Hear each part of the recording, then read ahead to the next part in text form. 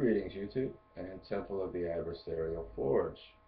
I'm going to go ahead and elaborate a bit on my last video in regard to the language of the mind and how this is applicable to our everyday lives. How can applying dream symbology to our everyday lives help us to better understand our life's circumstances?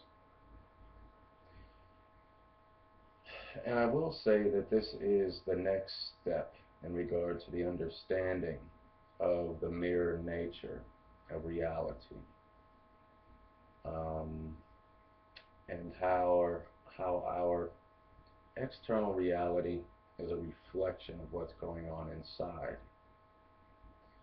Now, normally we will study dream symbolism in order to take the knowledge within and understand it at the conscious level in regard to what it means. In this instance, we're doing the opposite. We're taking the subconscious symbolism, applying it to the external world so that we can better understand ourselves within. I hope that makes sense. And it's not like every time you encounter a tree, you're going to look it up in a dream dictionary. But you see, guys, when there are those instances in life that things in the 3D world really jump out and grab your attention, it is my belief that there is great wisdom being spoken there. It is my belief that those are things we should indeed be paying attention to. This is really an evolution of the concept that was brought forth through Akuman and the mere nature of reality. It's very hermetic in nature as well, as within, so without. But in regard to practical application, here's how I would suggest thinking about this.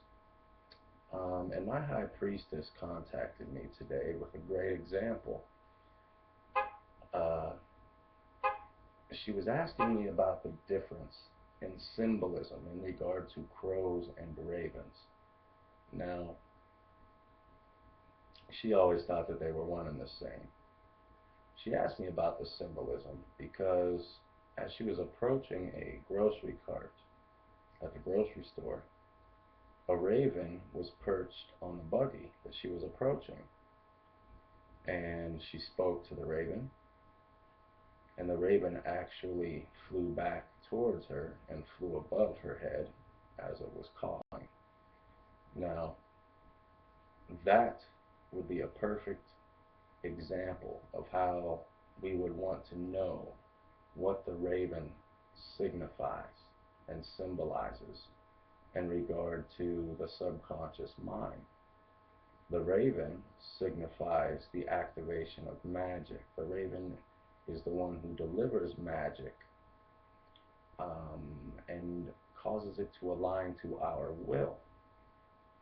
So that could be seen as a very serious omen. Another possible example would be deja vu. This is an anomaly, a phenomenon that we all experience from time to time. But when you experience those things, what is it that you are experiencing in the moment? What are your surroundings telling you? Where are you?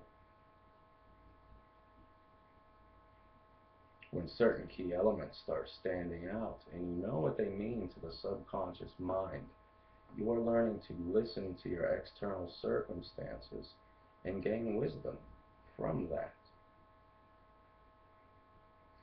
Now, I don't know this through experience yet, but I have a feeling that by learning to listen to your life's experiences, you could also learn to better speak to them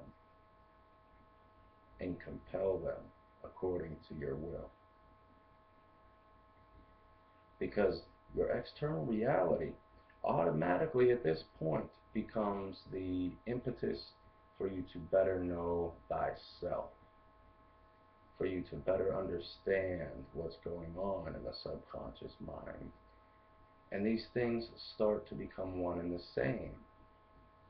You are literally starting to erode the veil between worlds. Now, this is a theoretical statement, of course, because I haven't even started digging into this yet. But I hope that this better explains how this can be applied in your day-to-day life. Um, you know, I don't think we pay enough attention to being able to understand the symbolism that is naturally found in our day-to-day lives.